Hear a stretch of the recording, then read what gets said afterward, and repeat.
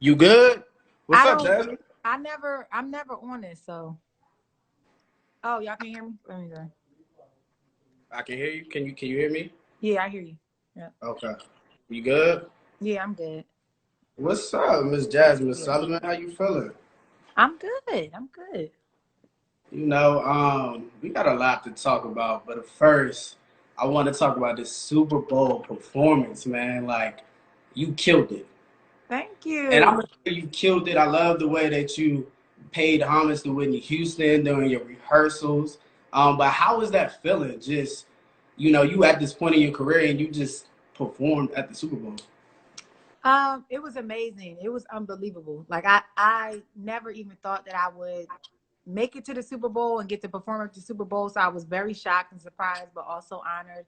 And I wore the sweatsuit the day before at the rehearsal to honor Whitney because I love her. And obviously everybody knows that nobody will ever do a rendition better than Whitney. Like she's the standard. But I just wanted to carry her with me, and I enjoyed myself, and I'm glad I got a chance to experience it. It was a great experience. And like I said, you did your thing. Like I do want to know because I seen the conversations on Twitter, and I would have loved, and everybody else would have loved for you to perform by yourself.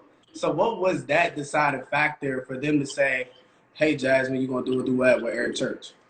Yeah, I just got the phone call saying that we want you to sing at the Super Bowl, but we want it to be a duet. And I thought it would be cool. I mean, obviously we come from different backgrounds, and I actually hadn't heard much of Eric before I got a chance to perform with him. But I thought it was cool what it was symbolizing about, kind of bringing everybody together for a common cause or whatever. And that's what I feel like it was. It was a blending of two different sounds, of two different people who got two different backgrounds and just coming together, for the anthem. Yeah, you definitely killed it. How do you feel like everything that's going on in this moment right now? It feels good. It's a lot.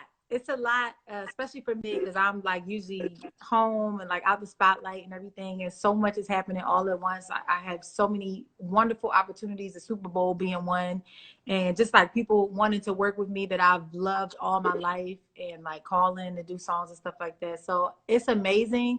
I am trying to keep my head about me, keep my wits about me. Um, and stay focused really on God. Like that's what I learned most is like God got to come first and everything else second. So that's basically where I'm at right now. Hey, can I get an amen? Because without Ooh. faith and without God, like where would we be? Hey, so look, I want to talk about hotels, man. Like, I know me and you had a previous conversation before. Like, first of all, I'm a fan of Jasmine Sullivan.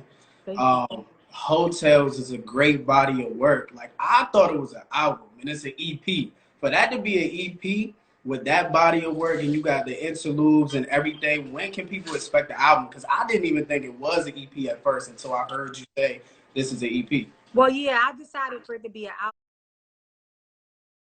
album. I mean an EP because it's just not a lot of songs in there. So I was just like, I know after being away for 6 years, I don't. But we're working on something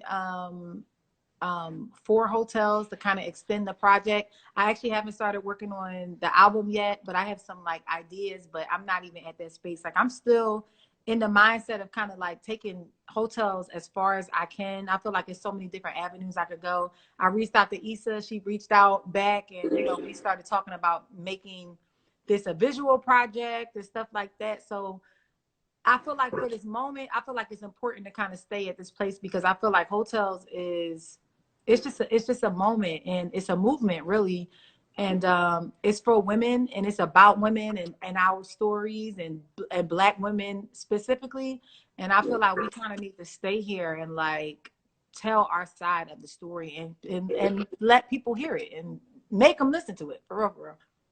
And I love that because I seen a conversation between like all the beautiful Black women on Twitter and Instagram. And I'm glad you touched on the Issa Rae thing because I would love to see Issa Rae and Jasmine Sullivan bring that visual to that whole hotel's life. But I want to go deeper into hotels, man. You got a song called On It.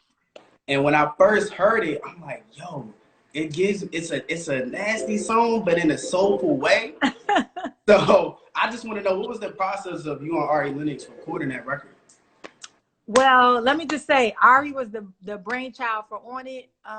She actually started working on that song before I even heard the song or anything like that. I just had her tell on the project, and then the more I thought about it, I was like, people gonna be real mad if they go on the project and they don't actually have a physical song for me. Ari, they gonna cuss me out. So I was like, Ari, I was like, girl, they gonna throw stuff at me if you don't be on this project in the right way. So she like went through her catalog and she sent me the song, and I just got with it. Now y'all know I don't do like sexy songs. I don't do, at least y'all never heard my song. And that's what I was gonna ask you. Did you feel nervous like being more sexual on this song? It was a lot. When I heard Spit on It specifically, that lyric specifically was a lot. Well, Sit on It was fine, but when we got to the end and said Spit on It, I was like, you sure about this one? But I loved it. I mean, Ari is like kind of in your face, and I love that about her lyrics and stuff like that. And I felt like it was good for me to push myself. Plus, I'm grown, you know what I'm saying? So it's just like the things that I wouldn't have spoke about earlier on in my career. Now that I'm 33, it's like, girl, just say it. You sit on it too, so. And a lot of women can relate to it, you know. So I mean, that's probably like a lot of people's favorite song on the album. Yeah, definitely. But then you got a record called Put It Down, and you talked about, you know, him living with his mama and paying his rent. I want to know, what's your views on relationship? Like, how do you feel about splitting the bills and who's the provider in the relationship? I think it's cool to split the bills. I also feel like relationships are very personal. So it really is between you and that person. Like, y'all have to make a decision on how y'all want it to run. You can't base it off of how your mama used to do it, how your grandma used to do it. It's based off of you, where you at, and what you want to contribute, what you want the other person to contribute. Yeah, and I definitely agree with it. Like, people don't understand a relationship is a union. It should be 50-50. It shouldn't be one-sided. I mean, we all see these conversations on Twitter right now, like from everybody wanting a toxic relationship to people wanting relationships. So, I mean, I feel like it's all over. Yeah, I mean, you make the terms up for your relationship at the time that you in it. Like, it just depends. Somebody may be the breadwinner. Somebody may give to the relationship in a different way. Like, it's all up to how you want to rock with your partner, basically. Agreed. Do you think everybody experiences a hoe phase?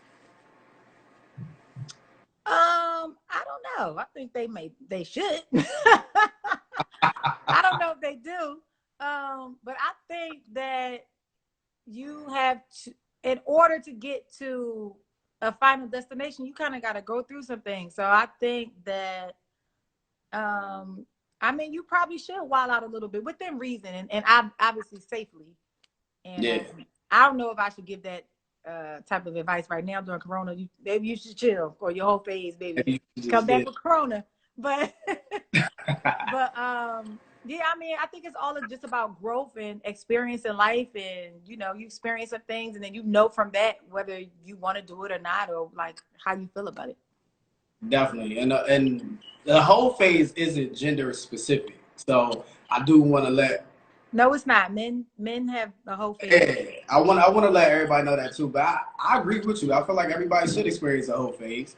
I mean, you don't have to. Obviously, you could go an easier route, or if you feel like you don't have to, then don't. But I mean, if you do, my project is more so about like, if you do experience stuff like that, or a whole phase per se, you don't have to feel ashamed about it. As long as like you grow from it and you figure out who you are, who you want to be, how you want to be in this world. That's the main part. That's the thing that you have to focus on, not about that and feeling ashamed about anything that you've done or experienced.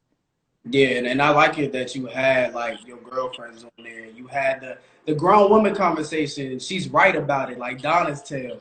Like, that was the auntie, the mother, the grandmother conversation. So who was all a part of that conversation? So my mom curated that at her house. She had like my aunts there. It was cousins. It was my mom's group of girls. Okay. So yeah, it was definitely auntie-ish. Every voice that you heard obviously sounded like an auntie. They were aunties and grandmas and stuff like that. And just kind of to show that, number one, as women, we have these conversations from the time that we're younger to the time we get older. And, you know, like to kind of bridge the gap so you don't feel so removed from women, you know, that are older and feel like God willing, we're going to get there one day and you're going to experience some things. So they were speaking from their long life of experiences. And baby, they was more turned up than us. Like they was turned up at the They had that grown woman talk. They was turned up, but I love that. I'm like, okay, you know, we're women. We figuring stuff out, and by the time we get their age, you know, they like, listen, this is life, this is what it is. So I thought it was cool. Yeah, and I like I said, I love the fact that you were able to talk about that on this album because a lot of women actually like can relate to that. Not even just women, like men can relate to that as well. But I do gotta ask you this, Jasmine. In one of the songs you mentioned, you made a Tinder profile. I know you are in a relationship now, but did you really make a Tinder profile? No, I don't even know how to work my damn phone, first of all. So I can't make it to the profile, but you know, big up to everybody on Tinder. Okay, so before you go, I do want to know this. Like, you've been killing these performances, man. That Tiny Desk performance, when I tell you it was amazing, it was something about you just like performing it in the crib and just hearing you sing it. And when you took it back to Let It Burn, like, I felt like it was the 2021 version of Let It Burn. It was just a different feeling. So you had that, you had the HBO performance, you had the Tonight Show, you had the Super Bowl. But before you get into performing, like, what's some of your routines? Like, how does Jasmine Sullivan get ready to prepare to kill a performance like that? Well, you know, you rehearse, obviously. Like working with my band has been such a pleasure because everybody is so talented. Like everybody that I work with really can stand alone on their own, and we come together and just try to make something magical. Obviously, you know, we are older. I've been working with some of the same people for a while, so there is a comfortability that comes with getting older in your craft and not feeling like you got to show off or do something for, like, it's all about you and how you feel about your music and expressing yourself. And so that's kind of the space that I'm in now, where I'm just enjoying myself, like while I'm performing, and I feel like that's what people are getting, like just me loving my music. Yeah, and I love it, man. I love it. So before we go, I'm gonna turn these comments back on and just see if one or two people got a question for Miss Sullivan before she gets off the live. Yeah, so if y'all got a question for Jasmine Sullivan, this is the time. I don't know if you can see the comments. No, I can't. It's not moving. Okay. So I'm gonna pick the question, but make sure it's a legit, good question that You she don't can ask me answer. nothing crazy. Don't ask nothing off the wall or none of that. Okay, I love you. I love you. Yeah, we all love Jasmine from Thank Philly. you. Yeah, if y'all got a question, let me know. Y'all send y'all questions. Oh, these are the little questions right here. Okay, okay. You don't know how to work it either? Nah, hold on, hold on, hold on. I know how to work it. Hold up. Let me see. Oh, these are a lot of questions though. Okay, I remember we talked about this before, Jasmine, but you disappeared on us. What was one thing you can tell us about your silence? How important was that time for you? I feel like a lot of people should take breaks when they feel like they need to, and y'all know I'm no stranger to taking a break. But I just think it's good for like centering yourself and figuring out where you kind of want to go in life, and that's where some of, you know, my break started from. Obviously, I had issues with like relationships and stuff that contributed to that at other moments in my life.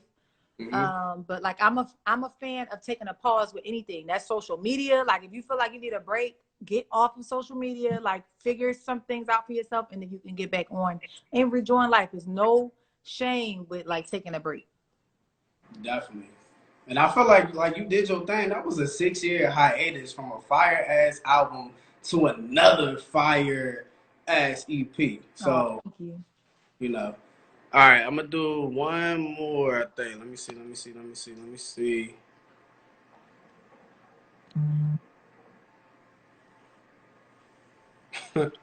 Y'all funny. They got a lot of questions for you. trying to find a good question. Nah.